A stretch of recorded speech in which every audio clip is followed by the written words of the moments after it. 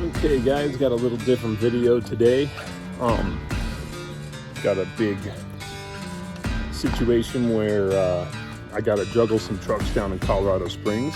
So I get to hop in the old Steed and drive down to Colorado Springs. And when I say Steed, I mean my daughter's car. Epic fail.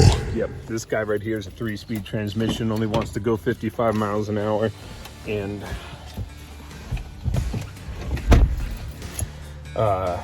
yeah, so it would take me twice as long almost. So I'm taking the daughter's Kia. Woohoo! All right, so I'll get on the road and I'll tell you what's up. I gotta get gas. This is payback. This is payback. She's doing this on purpose. It's not payback. This is like the same thing that happened whenever she would drive my car. That's what I mean, not payback. Like, it's the same thing. Now it's her car and she didn't even have gas in it. Let's see what's going on here. All right, guys. So here's what's going on. Basically, today it's April 11th, and so basically since November. So since November, I've had nothing but tens of thousands of dollars every time, at least every month, worth of equipment going down. And I've been trying to not just put that part of everything up on the YouTube channel because it just, to me, it didn't seem like it'd be entertaining. But then I got to thinking about it, and it's also boring just looking at videos where it's like, oh, you're doing a load, you're driving, you're unloading, do a load, drive, unload, blah, blah, blah. You know, so I'm going to show you the not as fun side of running a truck driving business. In November, we started having some truck issues. Trying to remember what it was, but things like relays and stuff like that going out, and it was a few $1,000s here and there, right? December, I get to Pueblo, Colorado. There's one of the worst cold snaps they had pretty much all year, and my truck goes down, the starter goes out. So I stopped just to get a sandwich. That's the only reason why I was stopping. I just was stopping to get a sandwich, and then I go to start it. It's 10 o'clock at night, and it's negative like 15, and it won't go. Right? So nothing was open. I had to get a hotel room and everything like that. I ended up spending a few days there, and my wife comes down and drives me home for Christmas while they were working on it. Because that starter is in such a ridiculous spot, and it was really hard to get the part. They had to order the part, and it was going to be 2-3 days. But they don't tell you it's going to be 2-3 days. They go and say it's going to be today, later today, or tomorrow morning. So I sat there in the hotel room, you know, just going back and forth to the shop every day, getting nowhere. Come home for Christmas, get back up, and yeah, so that was like $8,000, believe it or not. It was crazy how much that cost. And then right after that, I get that truck running. Right after that, there was my other truck goes down. This was barely right after the New Year's, right after the holiday, right into the New Year. And that truck goes down with about $14,000 worth of repairs. And then turns out like half of them didn't get done. We got gypped by the Rush Truck Centers in Albuquerque. Got completely gypped. Because then once I brought it back to have the mechanic that I liked take a quick look at it, he says they didn't do the brake stuff. You know? They only did the other stuff. They lied. So they took like $6,000 or $7,000 from us. They stole it from us. And I can't get a lawyer to really tell me it's like a good case because you can't really prove that they didn't do it. And each case is only worth a few $1,000s. I'd end up having to spend most of the money on the attorney fees. So I see why after companies grow, they end up getting a legal team to take care of these kinds of things. Because, yeah, a whole year or 6 months worth of these cases would be worth it. But one case, each case individually doesn't look like it's worth it. You know what I'm saying? So,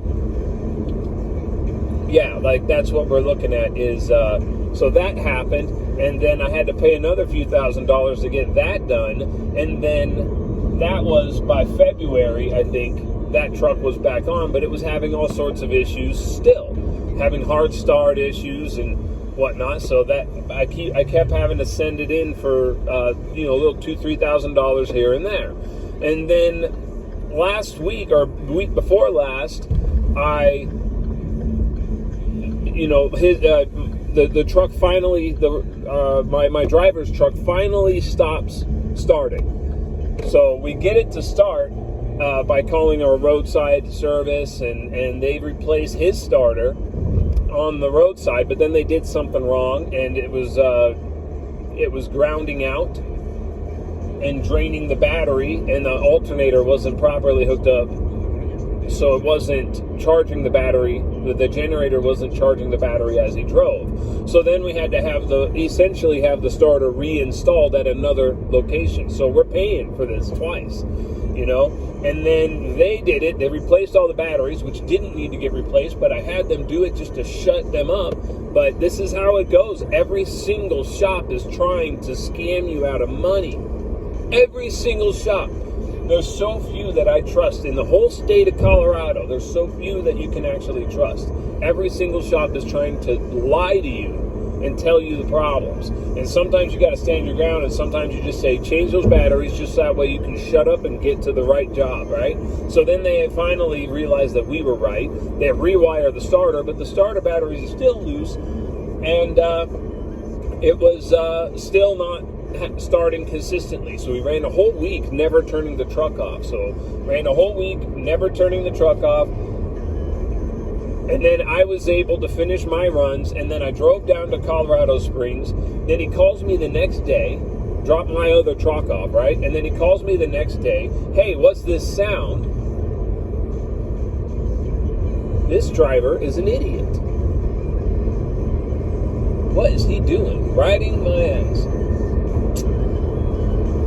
Anyways, I ain't going a bit over the speed limit since he wants to drive like this. And I can see why his shit's all fucked up. Drives like an idiot. So,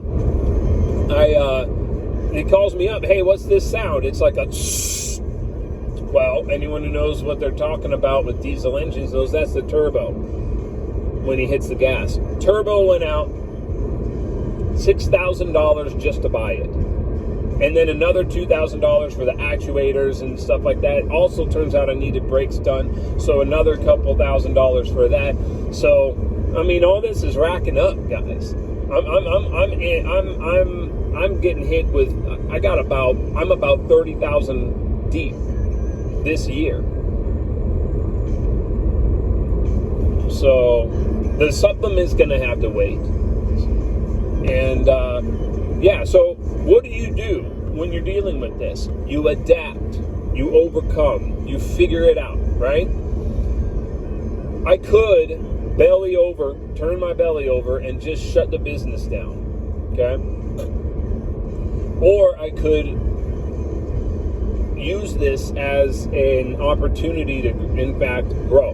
Now, one thing that does suck is I was going to hire a guy, and I had to tell him I can't hire him, and that sucks. But I went in and I got a lease on a brand new Mack truck, and we're supposed to start that lease any day now once they can get a truck to give me. But what they're doing is they're building me a brand new truck, and then while they're building it, they're giving me a rental at the same rate, at the lease rate. So this is a good setup, okay? And what it sounds like, this is going to sound expensive, but check this out. I'm going to run the numbers by you. $4,000 a month, a little bit less. $4,000 a month. They cover the IFTA, they cover registration, they cover tires, providing it isn't like we ran something over or hit something. They cover repairs, providing we didn't run something over or hit something. And they cover maintenance. And when the truck is down for maintenance or repairs, they provide a rental. at no extra cost. The whole last week while I was not running because he had my truck and my truck was down, I got offered 2 loads, only 2. But that was after me telling them I wasn't available. This was like, they were emergencies and they were desperate. They were asking me on the off chance that I had something available. And so that means that there was more available if I had told them that I was available. I could have had 3 or even 4 loads that week. But 2 loads at $2,000 a piece, that's $4,000 in 1 week. That covers the lease. That it's the lost revenue that I get hit the worst on. Never mind the fact that the repairs easily add up to much more than what the lease costs. The repairs that I've been paying easily add up to that. But the lost revenue also easily adds up to the cost of the lease. So that's what I do. Instead of shutting down, I expand. I go further. I go harder. This way, I will be able to get a whole summer of me running, only taking 1 day off a week, and I will be able to run. And if I get 1 whole summer, I will pay all of this other stuff off, all these repairs off, and I will be able to easily pay those repairs off and be ahead of the curve. I will not only do that, I will be able to take the 2 trucks that I own, and I will be able to say, all right, truck 2 and truck 3. Truck 2 is in the shop first week of the month. First week of the following month is truck 3. Just do a service on it, get ahead of the problem. Next week, truck 2. Next week, truck 3. Or next month, truck 2. Next month, truck 3. I will alternate, and each month I'll have each truck go in there for repairs to get ahead of problems and make sure that they're mechanically sound. This will be the first time in 5 years that I will be truly ahead of the game, and I'm looking forward to it. All depends on how today goes.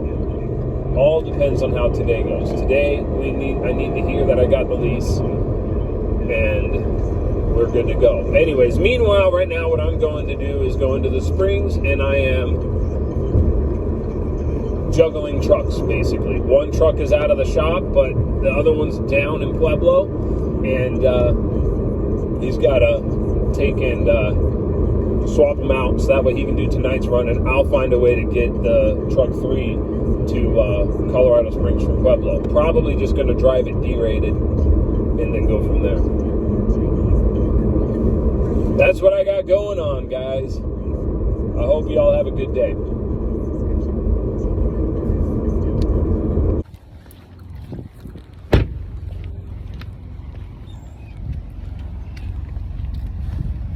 What's up?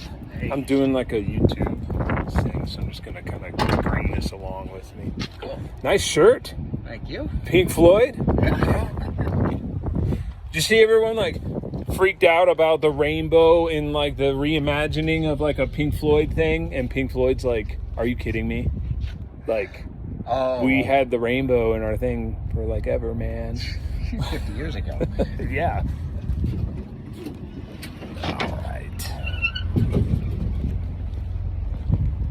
I'm kind of curious. Where's the alternator on this, right? It's over there, isn't it? It's over there? Yeah. Okay, let's check that out. I don't know why I thought it was over here. Probably because like the starter's over here, so I don't know why other things wouldn't be here. This might not want to stay put. All right, guys, so here's what happened. Got under there. I'm going to be following him. So I got under there. I found a couple electric connections that needed tightened. I tightened them, but they didn't seem to help anything. So far, it's still throwing codes. And so what we're going to do is we're going to drive from Pueblo to Colorado Springs along the frontage road. That way, if it shuts it down or anything happens, we can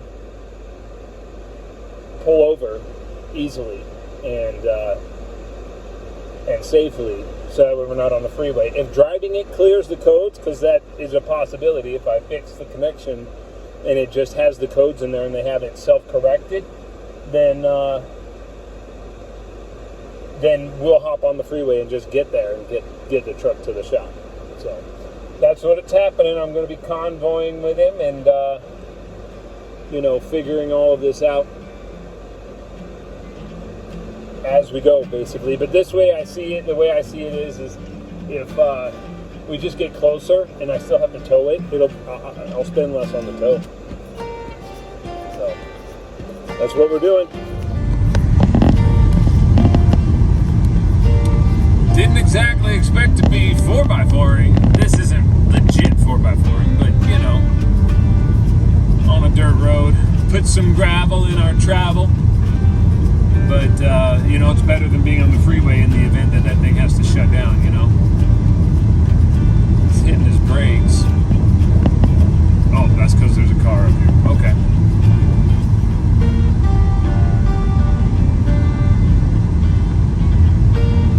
But yeah, this is what you got to do, Just try to find your safest way rather than blocking the freeway of something, or being in the middle of the road or even on the shoulder isn't very fun for tow truck guys to do their job, so.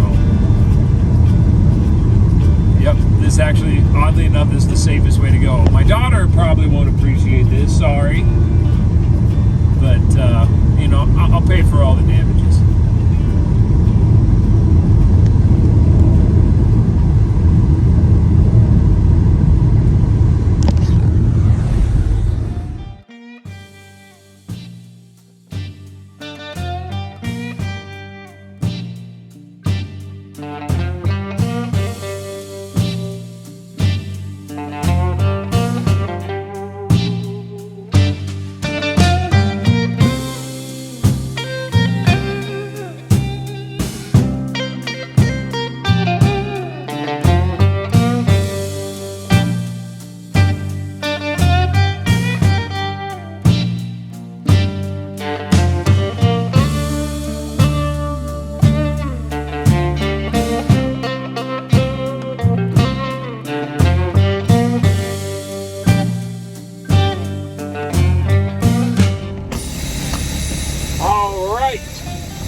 Got the new truck, got to my driver, Snake Rafter, and now I'll be able to get this situation taken care of. Update is truck 3, the truck I'm in right now, is fixed. It's got new brakes. 2 drums are still a little on the they're not questionable, they're still good, but what? They'll need to be done soon, so we will be doing that. That's the next thing that's going to happen to this truck, is doing those drums. So then the red truck, it's still throwing codes. We have no idea what's going on with it, but now at least I can alternate. I can have the mechanic work on the red truck while I drive this one, and then vice versa, So, anyways, the next order of business long term is